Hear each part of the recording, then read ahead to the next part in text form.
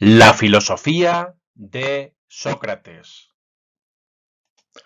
Hola amigos, mi nombre es Rafael Robles y en los próximos minutos vamos a hablar del gran Sócrates. Nos vamos a centrar en un primer momento en su interesante biografía. A continuación hablaremos del concepto de intelectualismo moral y terminaremos hablando de su metodología, de la ironía y de la mayéutica. Adelante. Sócrates nació en el año 470 a.C. Su familia pues era de clase media baja, su padre era escultor y su madre dicen que era partera, lo cual, como veremos más adelante, influyó en su vida filosófica. Vivió casi toda su vida en Atenas, aunque a veces escapó para luchar hasta en 3 ocasiones en la guerra del Peloponeso. Vivió en Atenas, donde falleció en el año 399 a.C. La gente se solía reír de él a veces por su aspecto un poco estrafalario. Era así regordete, tenía una nariz respingona, los ojos saltones, vestía de forma un tanto desordenada. Pero ante las risas de las gentes, él respondía con humor. Esa es la verdadera actitud del sabio. Sócrates se casó con Jantipa, una mujer que pertenecía a una clase muy superior a la suya. Jantipa tenía un carácter bastante complicado. No se llevaba muy bien Sócrates con Jantipa, tenía un carácter muy difícil. Quizá por ello Sócrates se pasaba el día en la calle en vez de estar en su casa aguantando las discusiones con su mujer. Es por esto que los romanos a las mujeres que eran muy complicadas, atrabiliarias, que se enfadaban muchísimo, les llamaban Jantipas. En este grabado ustedes pueden ver a Jantipa que le está echando pues agua para molestar a Sócrates. Sócrates además fue muy valiente, no solamente se dedicaba a hablar y discutir sobre filosofía, también tuvo una vida activa. En 3 ocasiones fue a la guerra del Peloponeso y allí fue un hoplita. En esta cerámica pueden ver ustedes a los hoplitas, cómo eran sus vestimentas, su escudo, su protección, su uniforme.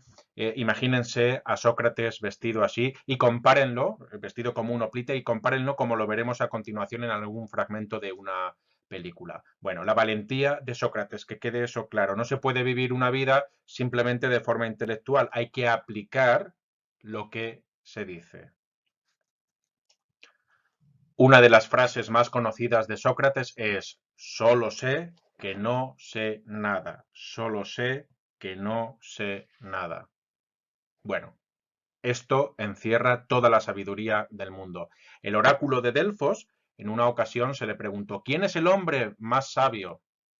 Y dijo: Sócrates. Sócrates tuvo conocimiento de ello, sin embargo, bueno, él no se lo creía, buscó y buscó, pero es que en efecto, la gente que se consideraba sabia creían saber más que lo que de verdad sabían. Por tanto, pues podía llegar a la conclusión esa: oye, saber más es saber tus límites, saber que no sabes. Es decir, el que sabe que no sabe es todo un sabio. Es muy curioso que algunas personas digan que su escritor favorito es Sócrates. En realidad, Sócrates no escribió un solo libro. Los libros los escribió su discípulo Platón. En algunos de sus diálogos, el protagonista era Sócrates, su maestro. Sócrates se pasaba el día dialogando en la calle, y sus conversaciones fueron recogidas sobre todo por Platón, pero él no escribió. Él creía que la filosofía era la filosofía del instante y que si se empieza a escribir, esa filosofía pierde actualidad, pierde su esencia. La verdadera filosofía es aquella que se trabaja, que se practica, aquella en la que hay diálogo, no aquella que queda en unos escritos que al final quedarán obsoletos. Sócrates murió al final condenado a muerte. Tenía numerosos enemigos. Ya saben ustedes que el filósofo siempre toca un poco las narices. El filósofo de verdad molesta a las gentes, les dice las verdades a la cara o les hace quedar un poco mal. Cuando Sócrates hace creer a la persona que sabe menos de lo que sabe, pues algunos se lo toman con bastante mal humor. Él acabó condenado a muerte. Se le acusó en concreto de dos cosas. En primero, de corromper a los jóvenes. En primer lugar, de corromper a los jóvenes. Claro, la filosofía es pura corrupción. Es decir, el que filosofa está poniendo en entredicho sus convicciones y las convicciones de los demás. Y eso en algunos estados no democráticos principalmente es muy peligroso. Y en segundo lugar, se le acusó de impiedad, de no creer en los dioses oficiales. Y es que la filosofía siempre pone todo, absolutamente todo, en duda, hasta aquellas verdades más íntimas de las personas. En este cuadro podemos ver a Alcibíades y a Sócrates. ¿Qué es lo que ven ustedes aquí?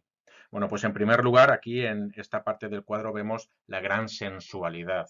Y por otro lado vemos a Sócrates que está tirando con su brazo de Alcibíades. Él quiere estar del lado de la sensualidad, sin embargo, pues Sócrates dice que, oye, que te vengas del lado de la filosofía, del filosofar, que la sensualidad, los placeres mundanos quitan mucho tiempo para el pensamiento.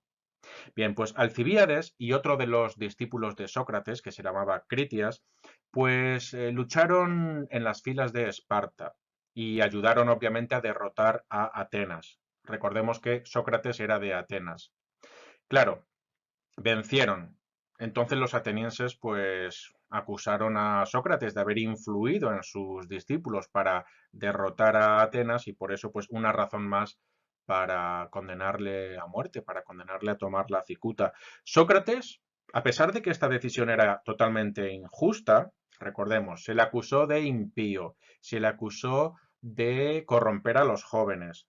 Bueno, eran infundadas estas acusaciones. A pesar de ello, asumió su condena porque era legal, a pesar de que fuera injusta. Él cumplía la ley. Imaginaos que todo el mundo, decía Sócrates, incumpliera la ley. Aquí no habría organización posible.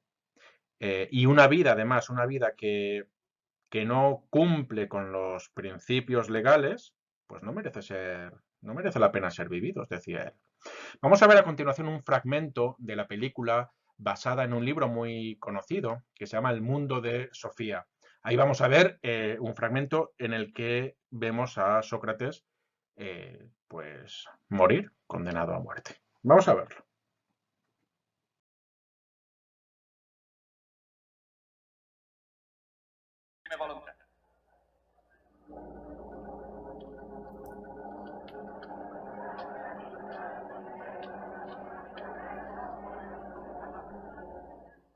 Cittadini d'Atene, se aveste atteso un po' di tempo, la morte sarebbe venuta da sé a liberarvi di Socrate.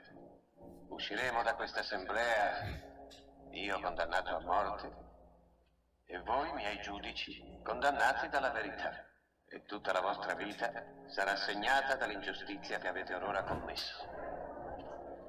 Né stamani, quando mi sono presentato davanti a questo tribunale, né prima, quando sono salito su questa tribuna, né in alcun momento di questo processo, la voce divina ha criticato il mio comportamento o le mie parole. Questo perché tutti gli avvenimenti di questa giornata erano voluti dagli dèi. E in quanto alla morte, o è veramente un sonno eterno, oppure è il soggiorno dell'anima in una dimora eterna. Qualunque cosa sia, sono senza timore. Prima di morire, vi faccio semplicemente questa preghiera. Quando i miei figli saranno diventati degli uomini, se mai mostrassero la minima presunzione, tormentateli, come vi ho tormentato io. Se preferissero il denaro alla virtù, rimproverateli come vi ho rimproverato io. Se farete questo, mi avrete dato in fin dei conti quanto mi è giustamente dovuto. Ma ecco che è giunta l'ora di separarci. Io per morire, voi per vivere. Qual è il destino migliore? Nessuno risponderà se non la divinità stessa. Io vi saluto. Che devo fare? Cammina dopo aver bevuto fino a quando sentirai le gambe pesanti. Allora sdraiati e lascia che la cicuta agisca.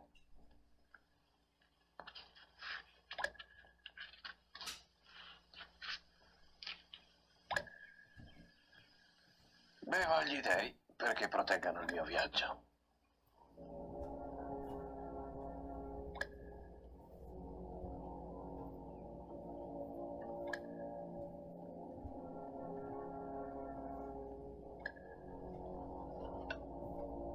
Ma perché piangete? Non sapete che dal giorno della mia nascita la natura m'ha condannato a morte? Se abbiamo allontanato Santip è stato solo per evitare i suoi lamenti. Siate quindi forti.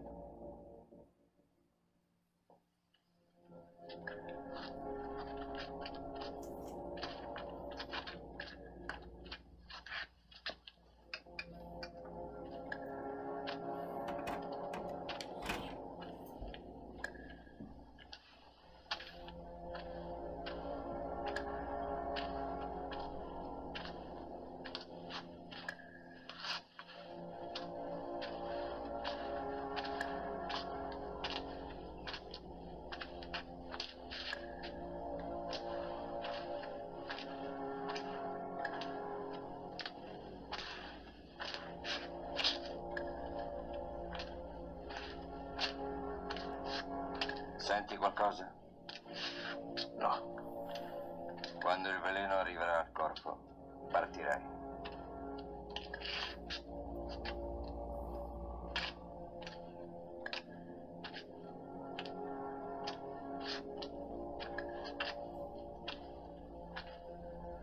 Gli uomini calunniano i cigni. All'ora della morte i cigni non cantano di disperazione, ma perché sono felici di andare dagli dei dei quali sono i servitori.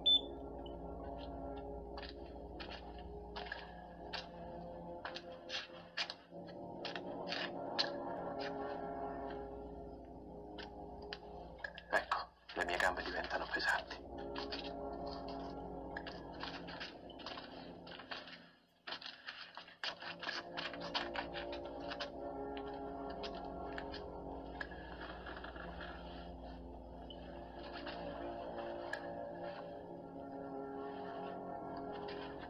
Problema con la factura.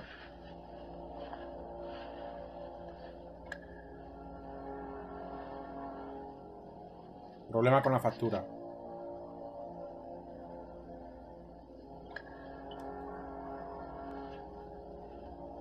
Mio buon Tritone, dobbiamo un gallo ad Esculapio. Non lo dimenticare.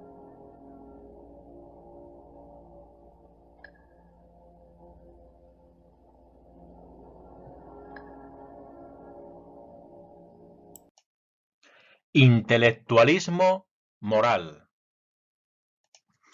Sócrates dijo que nadie hace mal a sabiendas.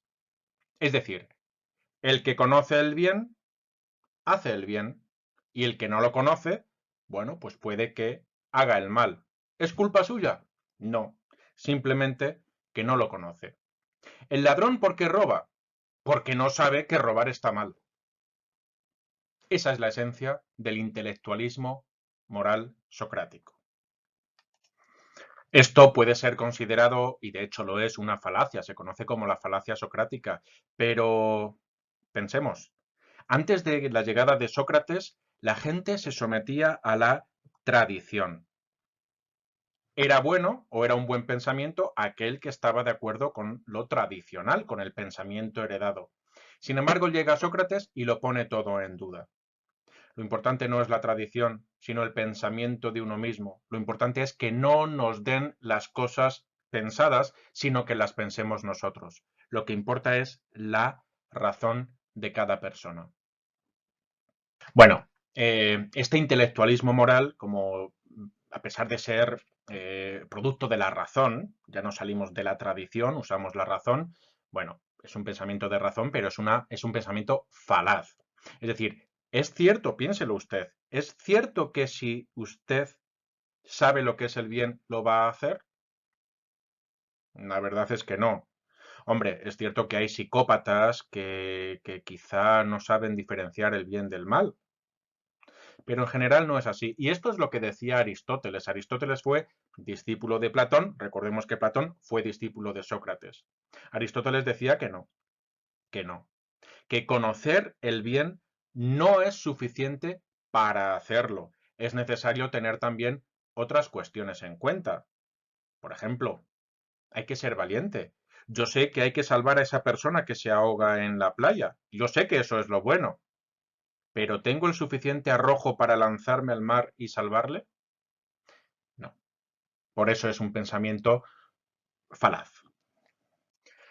En cualquier caso, para Sócrates, y eso le hace grande, el hombre verdaderamente libre es aquel que es capaz de controlar los instintos, de no dejarse llevar, de parar, de controlar. Y el hombre libre es el que verdaderamente puede ser considerado como sabio. Veamos a continuación un maravilloso fragmento de la película de Rossellini, dirigida al director Rossellini, titulada Sócrates, en la que Sócrates aparece explicando todo esto que acabamos de decir, es decir, el intelectualismo moral. ¿Quién es el bueno?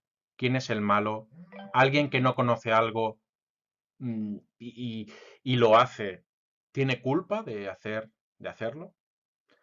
Eh, ¿El que conoce el bien lo hace? Vamos a ver este maravilloso fragmento. Disfrútenlo. Mucho refiriéndote a Critias y a los otros tiranos, usaste la palabra ignorancia. Pero nuestros tiranos no son ignorantes, Sócrates.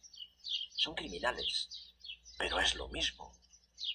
¿Conoces esa canción que dice que el mayor bien es la salud en primer lugar, luego la belleza y luego ser rico? Sí, la conozco. Bien, esa canción miente. La mayor felicidad es ser justo.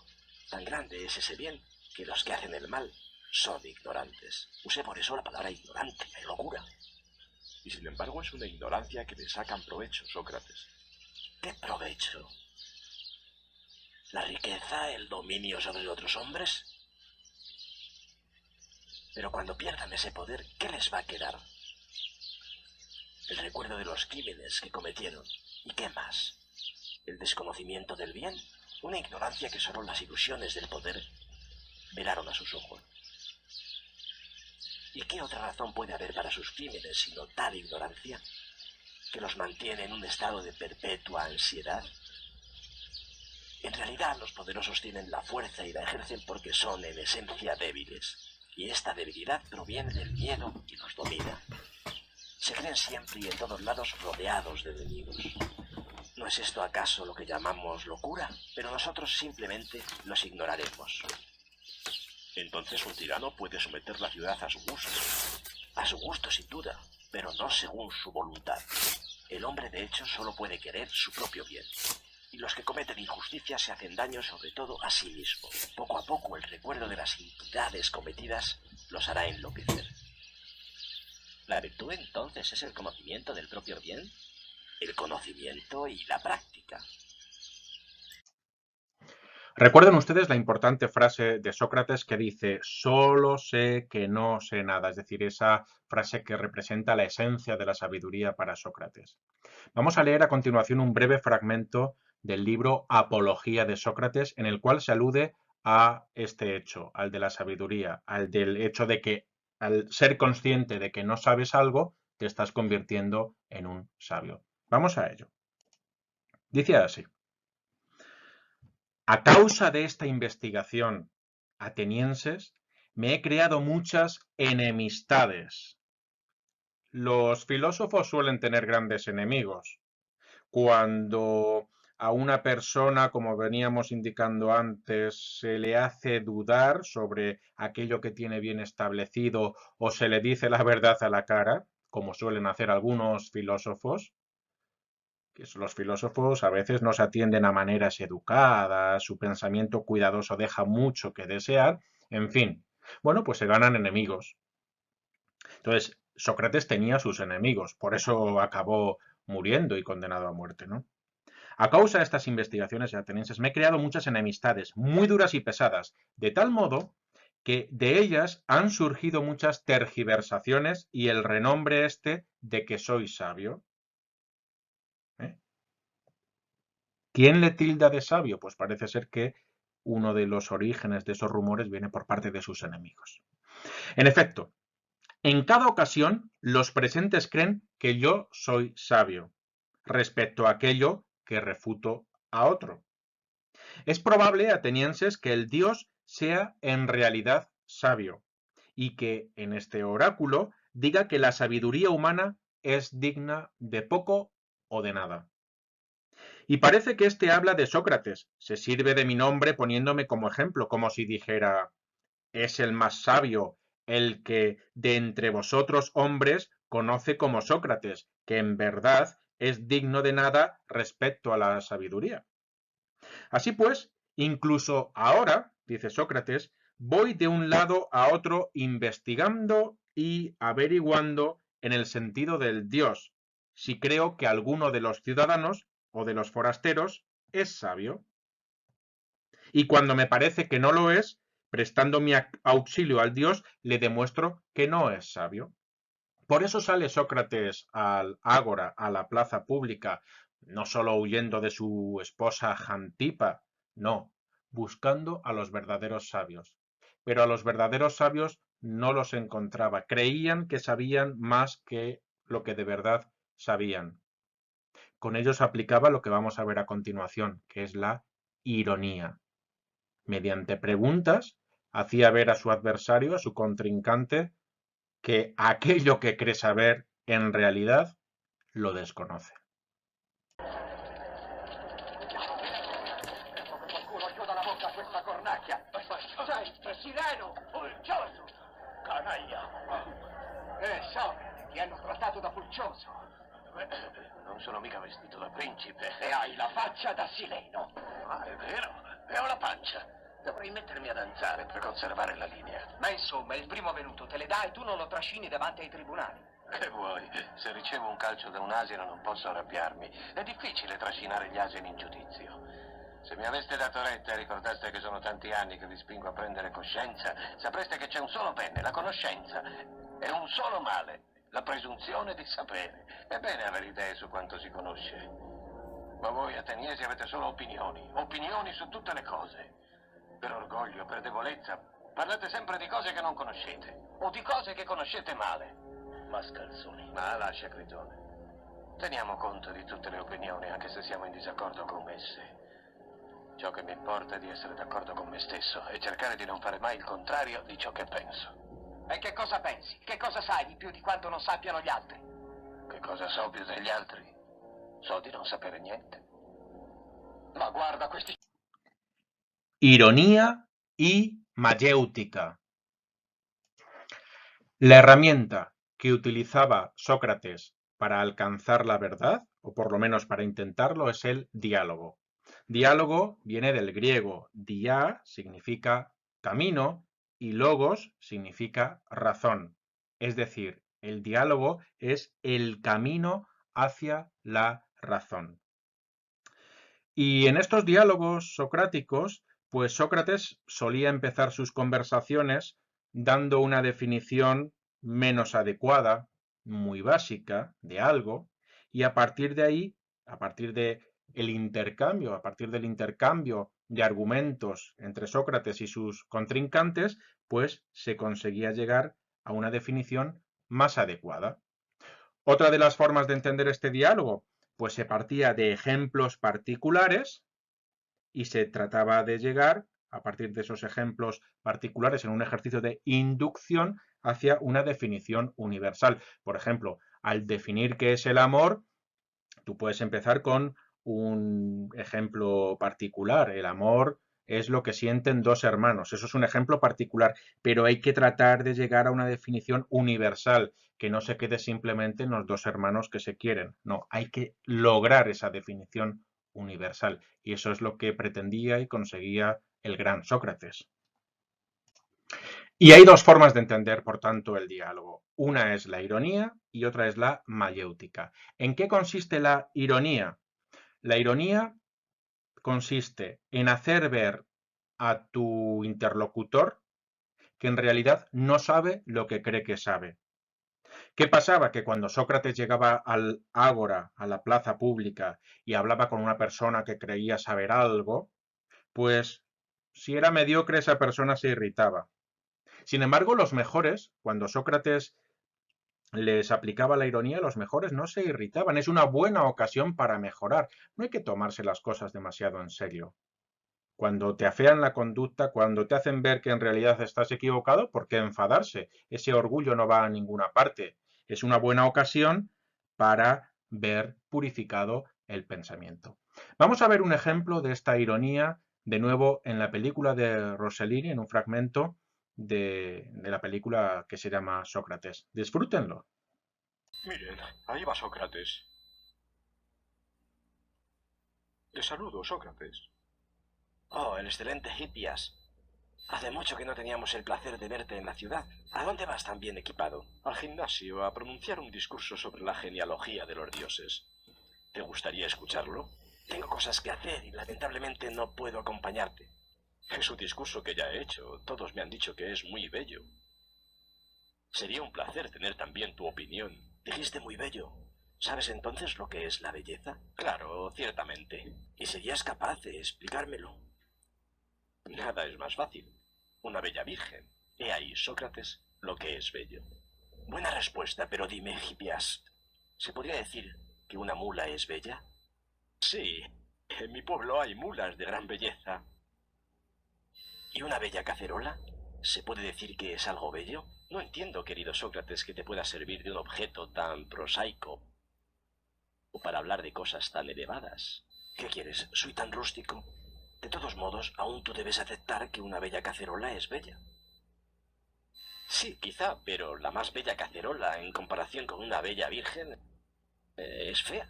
Como la más bella de las vírgenes será fea en comparación con un dios. ¿No es eso lo que quieres decir? Exactamente. Y sin embargo, antes dijiste, una bella virgen, he aquí lo que es bello. Y ahora me dices que comparada con un dios es fea, pero no puede ser bella y fea al mismo tiempo. Te lo explicaré otro día, cuando quieras. Es maravilloso, ¿verdad? Bueno, hay que leer también. Vamos a un fragmento del diálogo Eutifrón en el que Sócrates, también vemos a Sócrates utilizando la ironía. Vamos a leerlo. Dice Eutifrón, no sé cómo decirte lo que pienso, Sócrates, pues, por así decirlo, nos está dando vueltas continuamente lo que proponemos y no quiere permanecer donde lo colocamos. Responde Sócrates. Lo que has dicho, Eutifrón, parece propio de nuestro antepasado Dédalo. Si yo hubiera dicho esas palabras y las hubiera puesto en su sitio, quizá te burlarías de mí diciendo que también a mí, por mi relación con él, las obras que construyo en palabras se me escapan y no quieren permanecer donde se las coloca. Pero como la hipótesis o las hipótesis son tuyas, es necesaria otra broma distinta. En efecto, no quieren permanecer donde las pones según te parece a ti mismo. Responde Eutifrón. Me parece que precisamente, Sócrates, lo que hemos dicho se adapta a esta broma. En efecto, no soy yo el que ha infundido a esto el que dé vueltas y no permanezca en el mismo sitio. Más bien me parece que el Dédalo lo eres tú, pues en cuanto a mí, permanecería en su sitio. Y responde Sócrates, entonces, amigo, es probable que yo sea más hábil que Dédalo en este arte, en cuanto que él solo hacía móviles sus obras, sus propias obras, y en cambio yo hago móviles, además de las mías, las ajenas. Sin duda, lo más ingenioso de mi arte es que lo ejerzo contra mi voluntad. Ciertamente, desearía que las ideas permanecieran y se fijaran de modo inamovible, más que poseer, además del arte de Dédalo, los tesoros de Tántalo. Pero dejemos esto. Como me parece que tú estás desdeñoso, me voy a esforzar en mostrarte cómo puedes instruirme acerca de lo pío. No te desanimes. Un texto complejo que merece la pena leer, lo pueden leer en nuestra página web de la asignatura, pueden ver la continuación del texto donde finamente se muestra ese discurso irónico de Sócrates. Aparte de la ironía, la otra forma de entender el diálogo socrático es el de la mayéutica. Y la mayéutica significa el arte de ayudar a parir. Es decir, si en la ironía Sócrates hacía ver a su interlocutor que no sabía lo que cree saber, en la mayéutica es al revés. Sócrates hace ver a su interlocutor que en realidad sí sabe lo que cree que no sabe. ¿Y cómo se hace esto? Mediante preguntas. Llegaba Sócrates y decía, a ver, ¿qué es el amor? Y le respondía a alguien, no lo sé. ¿Cómo que no lo sabes? ¿Tú sabes qué sienten dos personas entre sí cuando se ayudan entre ellos? Y el otro responde, sí, pueden sentir amor. Bien, ¿cómo puedes utilizar el amor, el concepto de amor, si no sabes lo que significa? Es decir, y así poco a poco en un diálogo, pues va surgiendo va aflorando ese conocimiento que todos llevamos dentro. Es decir, para Sócrates el verdadero conocimiento es el que llevamos todos dentro y que simplemente mediante preguntas, a través del diálogo, es posible hacerlo florecer o aflorar.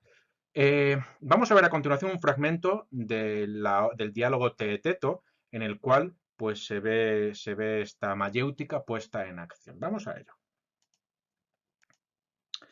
Mi arte de partear tiene las mismas características que el de ellas, las parteras, pero se diferencia en el hecho de que asiste a los hombres y no a las mujeres. Aquí vemos pues, ciertamente el machismo de la época, ¿no? La filosofía era cosa de hombres y no de mujeres. Bueno, y examina las almas de los que dan a luz, pero no sus cuerpos. Ahora bien, lo más grande que hay en mi arte es la capacidad que tiene de poner a prueba por todos los medios si lo que engendra el pensamiento del joven es algo imaginario y falso o fecundo y verdadero. Eso es así porque tengo igualmente en común con las parteras esta característica, que soy estéril en sabiduría. Volvemos al solo sé que no sé nada. La condición de la sabiduría es ser consciente de que no sabes nada. Muchos, en efecto, me reprochan que siempre pregunto a otros, y yo mismo nunca doy ninguna respuesta acerca de nada por mi falta de sabiduría, dice Sócrates. Y es efectivamente un justo reproche. La causa de ello es que el Dios me obliga a asistir a otros, pero a mí me impide engendrar, exactamente igual que una partera. Sócrates era una partera de pensamientos. En la web pueden ver más ejemplos. Esto es una definición de su metodología, de la mayéutica, del diálogo mayéutico, pero pueden encontrar, es una definición de la mayéutica, pero pueden encontrar ejemplos de Sócrates aplicando la mayéutica en la página web, en internet, en sus obras, en el propio Teeteto, en su diálogo, etc. Bueno, pues con esto llegamos al fin de nuestro recorrido muy básico por la filosofía de Sócrates. Los conceptos socráticos que tienen que quedar claros son el de intelectualismo moral y el de dialéctica. El intelectualismo moral conduce a la virtud, hay que evitar el vicio. ¿En qué consiste el vicio? Es la ignorancia. Recordemos la frase, nadie hace mal a sabiendas. Por tanto, si no quieres ser vicioso, fórmate, trata de alcanzar la sabiduría. ¿Y cómo entiende Sócrates la virtud? La virtud es conocimiento. ¿Y cómo se manifiesta ese conocimiento? Con el autodominio, es decir, el dominio de las razones sobre las pasiones. Con la no violencia, Sócrates nunca fue violento, tuvo que sufrir la violencia de Jantipa, su mujer, la violencia del sistema que le condena a muerte, pero él nunca respondió con violencia, porque la razón se impone con la convicción y no con la fuerza. En último lugar, Sócrates era un hombre libre, lo racional se libera de lo pasional. Sócrates tenía libertad interior, que es la verdaderamente importante. Y el otro aspecto que hemos tratado de Sócrates es el de la dialéctica, con su rama irónica, y la de la mayéutica. Espero que les haya interesado. No duden, esto es un primer paso. Si quieren profundizar en Sócrates, ahí tienen los diálogos de Platón, tienen toda la información en Internet. No lo duden. Adelante, Sócrates es una auténtica maravilla. Hasta siempre. Nos vemos en la próxima.